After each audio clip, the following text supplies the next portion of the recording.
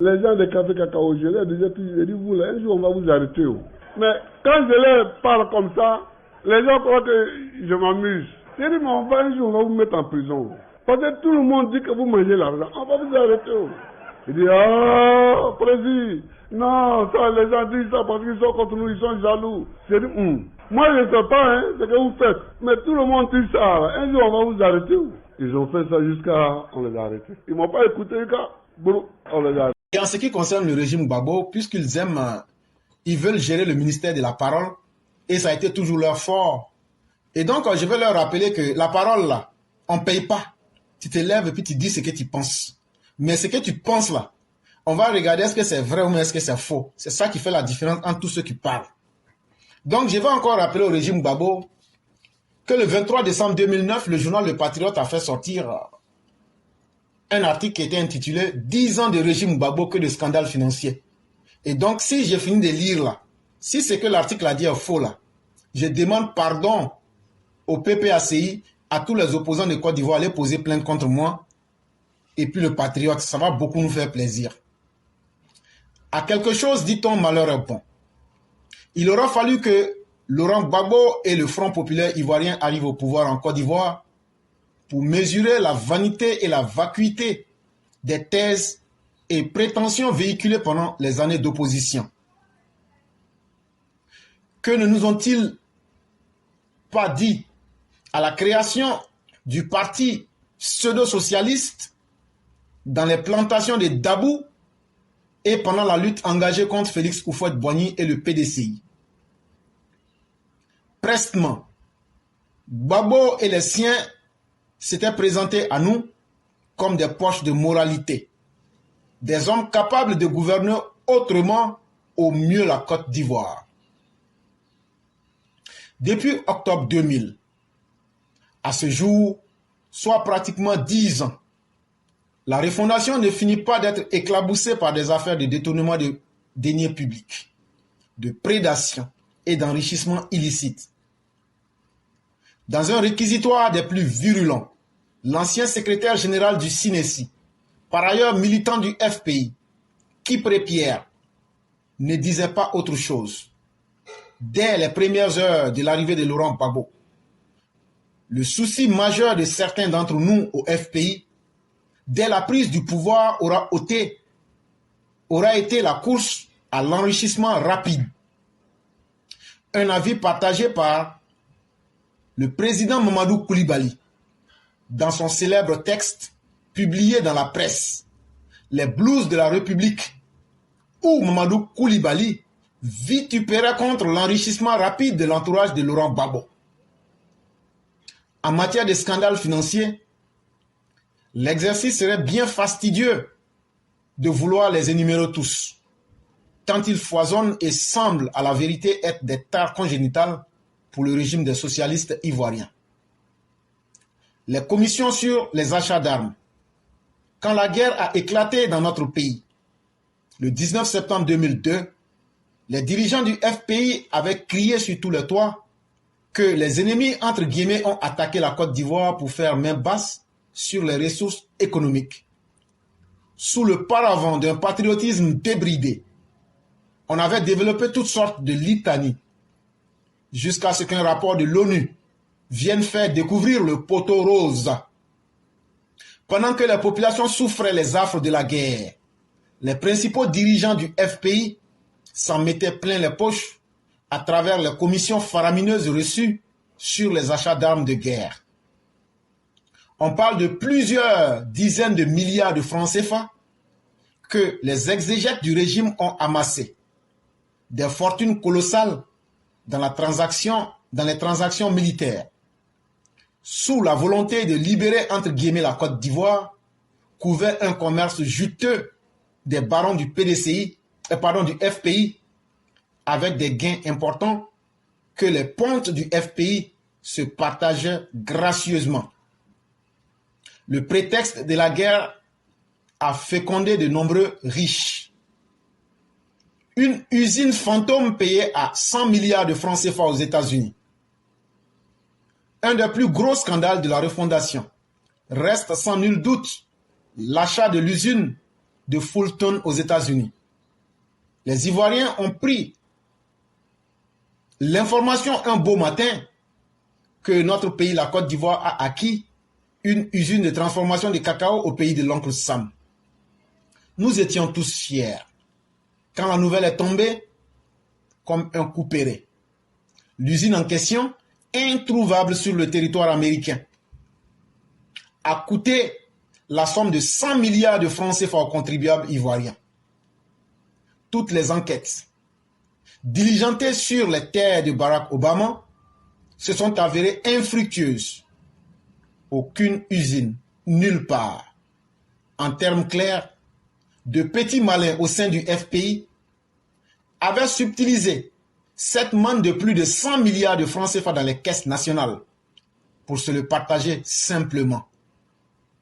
Dernièrement, une étude faite par les bailleurs de fonds a révélé que 242 millions de francs CFA étaient débloqués chaque mois pour payer les travailleurs de cette usine inexistante. Il fallait le faire. Les 100 milliards de la Trafigura. On parlera pendant longtemps encore de l'utilisation faite des 100 milliards que la société Trafigura a octroyé après que Laurent Gbagbo et son régime aient fait du marchandage pour déverser les déchets toxiques en Côte d'Ivoire et faire des millions de victimes. À dire vrai, les malades des déchets toxiques envoyés à Abidjan par des acteurs de premier plan du FPI n'ont vu que des broutilles et des menus fréquents que le pouvoir a bien voulu leur donner. Le reste de l'important pactole, un peu plus de 90 milliards de francs CFA, a disparu dans la nature. Devant la nation, Laurent Gbagbo et ses camarades avaient promis de construire un hôpital, de nombreux centres de santé, acheter des équipements médicaux pour les populations. Que de belles professions de foi, jamais réalisées. Depuis, les Ivoiriens attendent les CHU promis, les hôpitaux annoncés, les centres de santé envisagés. Où est donc passé les 100 milliards de la Trafigura qui devraient être partagés aux Ivoiriens? Nos compatriotes s'interrogent toujours et depuis quelques mois. Plus de 600 milliards de planteurs ont disparu sous le régime Laurent Gbagbo. Depuis plus d'1 an, Tapé Do Lucien, Amouzou Bruno, Angéline Kili, Placide Zungrana et bien d'autres barons du FPI en lien avec la filière café-cacao croupissent à la maison d'arrêt et de correction d'Abidjan pour des détournements présumés portant sur plus de 600 milliards de francs CFA. Depuis, ils sont incarcérés sans jugement, comme si l'on ne voulait pas que la vérité éclate au grand jour. Pour un État qui se veut de droit, cette attitude cache bien des choses. Tous les recours engagés par les accusés pour que justice soit faite n'ont pu prospérer. Comme si des mains occultes au sein du pouvoir FPI bloquaient l'avancée du dossier pour ne pas éclabosser les dirigeants du FPI. Pour sûr, personne n'est dupe en Côte d'Ivoire. Pour avaler la couleuvre selon laquelle les barons du cacao ont détourné des centaines de milliards sans que ceux-ci ne les ont nommés, s'aperçoivent de quelque chose. Même si Laurent Gbagbo nous dit qu'il était tellement préoccupé par la guerre qu'il a laissé les gens voler l'argent des Ivoiriens. L'argument qui ne peut pas prospérer vise sans doute à cacher les commanditaires de cette vaste escroquerie pour ne garder en prison que les exécutants. Les milliards de pétrole en coupe réglée. Au nom des affaires sales du régime FPI pendant sa gestion, on dénombre la gestion opaque du pétrole qui mérite bien son nom d'or noir sous la refondation.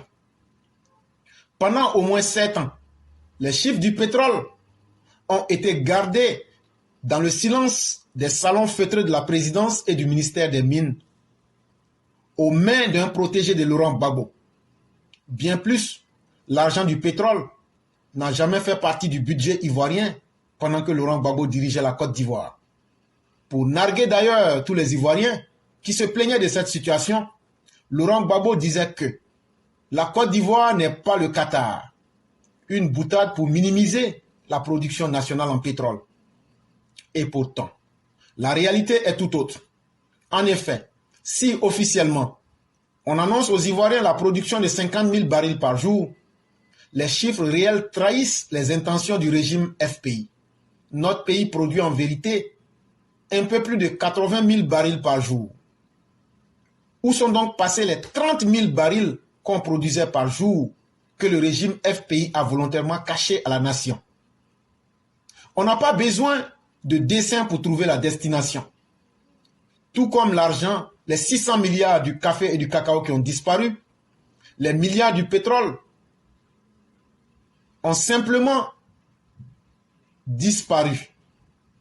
Le pétrole a généré beaucoup de ressources financières qui n'ont pas servi à la Côte d'Ivoire, mais aux intérêts personnels et égoïstes des dirigeants du FPI. On voit aisément que rien que par ces faits, le régime de Laurent Gbagbo baigne dans la mauvaise gouvernance, l'enrichissement illicite, marqué par les phénomènes des nouveaux riches, la prédation des deniers publics, sa gestion opaque, de près de 10 ans, a complètement défiguré la Côte d'Ivoire, pendant que l'oligarchie aux affaires est en pleine jouissance avec l'argent du contribuable, une croisière permanente. La majorité des Ivoiriens se trouvent à la croisée des chemins, avec son lot de misère, de malnutrition et de pauvreté ambiante.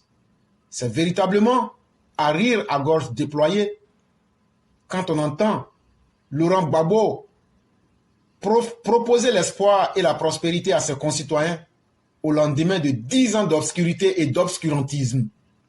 Il faut arrêter de se moquer des Ivoiriens. J'ai déjà mis le lien et voilà un peu, si vous calculez ne serait-ce que ce que je viens de dire là, vous allez comprendre que le régime FPI a peur de ce que Ouattara est en train de faire aujourd'hui. Mais on va fouiller dans toutes ces gestions-là. La Cour des comptes va éplucher tout ça et on va bloquer des milliers de comptes dans le monde pour rapatrier ces sommes-là en Côte d'Ivoire. Et donc, rira bien qui rira le dernier. Et donc, le cyclone, moi, je n'ai pratiquement plus grande chose à dire. Et je vais dire merci à ceux qui nous ont suivis. Merci à ceux qui ont animé le direct en mettant les cœurs. Merci à tous ceux qui sont restés fidèles du début jusqu'à la fin. Merci à tous les intervenants. Et la lutte continue. Que la grâce de Dieu demeure en nous. Demain sera un autre jour. Et tout ce que nous disons, nous mettons toujours les preuves à l'appui. Vous pouvez donc voir les preuves qui sont là. Et donc, continuons ce combat de vérité et de dignité pour ouvrir les esprits des Ivoiriens. Merci à chacun et à chacune. Et le cyclone, donc, vous avez votre mot de la fin. Si vous avez encore quelque chose à dire. Les gens des cafés cacao, je leur disais toujours, je dis, vous, là, un jour, on va vous arrêter. Mais quand je leur parle comme ça, les gens croient que je m'amuse. Je dis, mais on va un jour, on va vous mettre en prison. Parce que tout le monde dit que vous mangez l'argent. On va vous arrêter. Il dit, ah, président, non, ça, les gens disent ça parce qu'ils sont contre nous, ils sont jaloux. Je dis, moi, je ne sais pas hein, ce que vous faites. Mais tout le monde dit ça. Un jour, on va vous arrêter. Ils ont fait ça jusqu'à... On les a arrêtés. Ils ne m'ont pas écouté, on les a arrêtés.